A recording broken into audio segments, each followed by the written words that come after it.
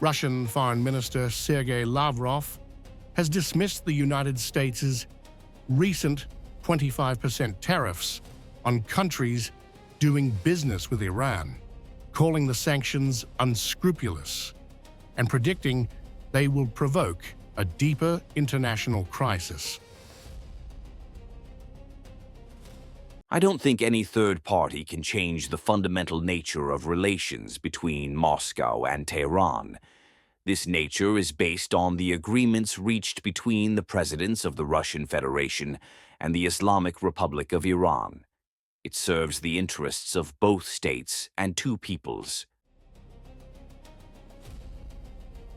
The United States, meanwhile, has taken a more aggressive approach. President Donald Trump has openly encouraged Iranian protesters to keep demonstrating and even seize state institutions. He claims that help is on the way while imposing economic pressure through tariffs on countries trading with Tehran. The White House has also acknowledged that military and cyber options are under consideration. And by the way, to all Iranian patriots, keep protesting, take over your institutions if possible, and save the name of the killers and the abusers that are abusing you. You're being very badly abused. If the numbers are right now, I hear 5 different sets of numbers. I hear numbers, look, 1 death is too much. But I hear much lower numbers, and then I hear much higher numbers. But I say save their names because they'll pay a very big price. And I've canceled all meetings with the Iranian officials until the senseless killing of protesters stops. And all I say to them is help is on its way.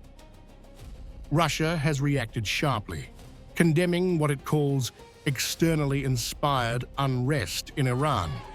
Moscow says US threats of new military strikes are categorically unacceptable and warns that using protests as a pretext for aggression would have disastrous consequences not just for the Middle East, but for global international security. Russia is framing the crisis as a test of sovereignty versus intervention. China has echoed Russia's position, rejecting interference in Iran's internal affairs and opposing the use or threat of force. Beijing also pushed back against Trump's tariff pressure, warning that there are no winners in a tariff war and calling on all sides to act in ways that preserve regional stability. China hopes Iran can maintain national stability and supports the country in the effort. China has always opposed interference in other countries' internal affairs and the use or threat of use of force in international relations. China hopes that all parties will do more things conducive to peace and stability in the Middle East. With Washington encouraging protest pressure and Moscow and Beijing drawing clear red lines, Iran is now at the center of a widening global standoff. The risk is that internal unrest could be transformed into external confrontation. Whether this crisis cools through diplomacy or escalates through coercion will shape not only Iran's future, but the balance of power far beyond the Middle East. نیروی انتظامی بود عقب نشینی کرد ولی زدن ایناش خونه مردم